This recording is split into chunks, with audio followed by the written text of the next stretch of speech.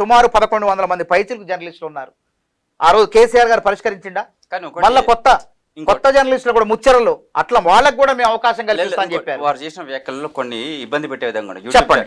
ఒకప్పుడు యూట్యూబ్ ఛానల్సే రేవంత్ రెడ్డికి సహకరించాయి, ఇవాళ యూట్యూబ్ ఛానల్స్ ని అవి కించపరిచి మాట్లాడుతున్నారు అని చెప్పేసి మనం చూస్తున్నాం. సోషల్ మీడియా కావచ్చు, ఆయన అన్న వ్యాఖ్యలు కూడా అలాగే ఉన్నాయి. ఇప్పుడు రేవంత్ రెడ్డి గారు ముందు అట్లేం కాదు. రేవంత్ రెడ్డి గారికి ఎప్పటికి కూడా ఎవరైతే ప్రశ్నించే గొంతుకులకు వేదికలైన యూట్యూబ్లో ఉన్నాయి. ఆ రోజు మాలాంటి వాళ్ళందరికీ వేదికలు, వీధి పోరాటాలు చేసి ఆ అంశాలను ప్రభుత్వంలో తప్పుల్ని బయటకు తీసుకురావాలంటే మీలాంటి యూట్యూబ్ల ద్వారా అయినాయి చాలా.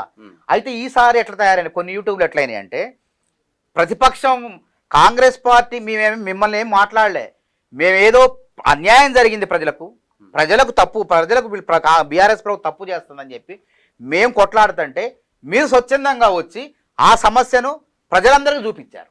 క్యూ న్యూస్ కానివ్వండి, ఆ మన తొలి వెలుగు రఘు కానివ్వండి, తొలి వెలుగు ఛానల్ కానివ్వండి, అంత ఐ డ్రీమ్స్ కొన్ని ఛానల్స్ ఉన్నాయి. ఆ రోజు ప్రజల పక్షాన కొంత నిలిచినాయి. అవన్నీ కూడా అవి నిలవబట్టే ఈరోజు కాంగ్రెస్ ప్రధానమైనటువంటి టీవీలో కూడా కొన్ని ప్రజల పక్షాన ఉన్నాయి. కాబట్టి అవన్నీ ఉండబట్టే అందరూ తోడు కాబట్టి ఈరోజు కాంగ్రెస్ పార్టీ అధికారం. కానీ రేవంత్ రెడ్డి గారు ఎవరి గురించి మాట్లాడారు? కేటీఆర్ గారు అధికారం రాగానే ఏమన్నాడు? ఆయన అధికారం పోంగలను ఏమన్నాడు? నేను 32 మెడికల్ కళాశాలలు మేము తెచ్చినాం, కానీ 32 యూట్యూబ్ ఛానళ్ళు పెట్టినట్టయితే మేము కూడా అధికారంలోకి వచ్చేవాడు. అంటే ఏందన్నట్టు? అంటే ఇప్పుడు ఆ పని చేస్తున్నావు నువ్వు?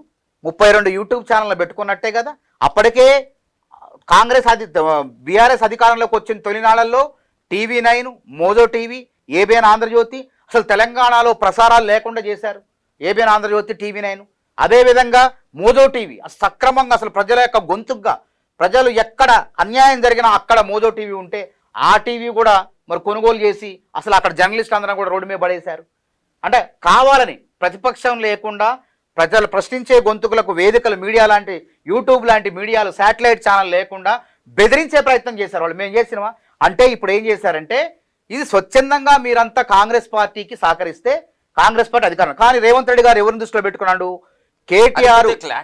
అంటే అంత ఆ పెద్ద సమావేశంలో రేవంత్ రెడ్డి గారు ఏమన్నాడంటే, అక్కడ పాత్రికేయులు, ప్రింట్ మీడియా, ఎలక్ట్రానిక్ మీడియా పెద్ద సీనియర్ జర్నలిస్ట్ ఉన్నారు కాబట్టి వాళ్ళు ఎవరైతే నొప్పి తగులుతుందో వాళ్ళకే మాట్లాడిండి ఆయన.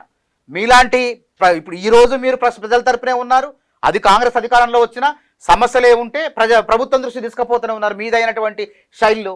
అన్ని మీడియాలు కూడా అంతే. కానీ కొంతమంది, నేను ఒకటే చెప్తున్నా క్యూ న్యూస్ ద్వారా, కొంతమంది జర్నలిజం ముసుగులో జర్నలిజం బదులు శాడిజం చేస్తున్నారు. నాణానికి 2 వైపులా బొమ్మ బొరుసు చూపించేదే జర్నలిజం, నాణ్యానికి ఒకవైపు చూపించేదే శాడిజం అని అంటాను నేను. కాంగ్రెస్ ప్రభుత్వం మంచి చేస్తే మంచి చేసిందను, కాంగ్రెస్ ప్రభుత్వం తప్పు చేస్తుంది అని అంటే తప్పు చేసింది చూపి, మంచి చేసింది చూపి. కానీ కొన్ని యూట్యూబ్ ఛానల్ పనిగట్టుకొని, అంటే కేసీఆర్ పెట్టుబడితో, కేసీఆర్ డబ్బులతో నడిచే కొన్ని ఛానళ్ళు, కొన్ని టీవీలు ప్రభుత్వం మంచి చేస్తున్నా సరే పనిగట్టుకొని దుష్ప్రచారం చేసి వాళ్లకు బీఆర్ఎస్ పార్టీకి ఉపయోగపడాలనే విధంగా చేసుకుంటున్నారు. ఇది ప్రజలకు తెలవదా? ఆ రోజు మేము ఉద్యమాలు చేసినామంటే నిరుద్యోగుల గురించి 10 ఏళ్ళు కొట్లాడినాం, దెబ్బలు తిన్నాం, 40 కేసులు పెట్టుకున్నాం. కృత్రిమ ఉద్యమాలు చేయలేం మేము. ఇలా కృత్రిమ ఉద్యమాలు చేసే ప్రయత్నం చేస్తున్నారు. అందులో వీళ్ళే పంపించి వాళ్ళకి డబ్బులు ఇచ్చో ఏదో చేసి పోరాటాలు చేయండి, నిరుద్యోగులతో మీరు నిలబడి వాళ్ళు రెచ్చగొట్టండి, వాళ్ళని ఆత్మహత్యలు చేసుకునే రెచ్చగొట్టండి అని చెప్పి వాళ్ళే పంపిస్తున్నారు. కాబట్టి ఇవన్నీ నడవు. అంటే ప్రశాంతంగా ఉన్నటువంటి నీటిలో ఒక చెరువులో రాయేస్తే అలజడి వచ్చినట్టు వాళ్ళు ఉద్యమాలు తీసుకొచ్చే ప్రయత్నం చేస్తారు. కానీ ఎప్పుడు రావాలి? చెరువులో ఒక భూకంపం వస్తేనే సముద్రంలో సునామీలు రావాలి. అంతేగాని కృత్రిమ సునామీలు చేస్తే ప్రజలు నమ్మరు. ఆ కృత్రిమ సునామీల దాటికి ఎవరు కొట్టకపోతారు? ఎవడైతే కృత్రిమ సునామీ సృష్టించిండో వాళ్ళే కొట్టకపోతారు. అన్యాయం అనేది ఎప్పుడు నిలవదండి.